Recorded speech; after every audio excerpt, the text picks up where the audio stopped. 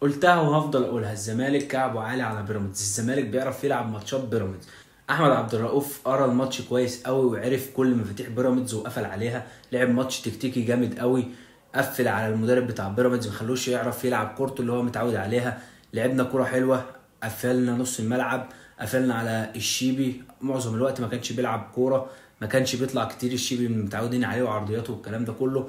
احمد عبد الرؤوف قدم ماتش ممتاز. مش هقدر احكم عليه برضو من اول ماتش واول تجربه له قويه، بس هو مدرب عنده كوره وعنده شخصيه، عنده كاريزما في الملعب، بيعرف يدير المباراه بشكل كويس. عرف احنا عايزين ايه من المباراه وطلع وكسبنا الماتش. كسبنا ضربات جزاء، بس هو كان عامل ماتش تكتيكي عالي قوي وكان محفظ اللعيبه اماكنها. وكل اللي اقدر اقوله ان احنا نقابل فريق صعب، هنقابل الاهلي في النهائي، والاهلي فريق صعب واحنا عارفين ان الاهلي قوي، والاهلي بيعرف يلعب ماتشات النهائي وبيعرف يكسب اي نهائي بيخش قدامنا. الاهلي فريق تقيل وما ننكرش ان هو فريق جامد، بس مستواه اليومين دول مش كويس. نقدر نكسب الماتش ونقدر نلعب كوره ونقدر نفوز بالبطوله.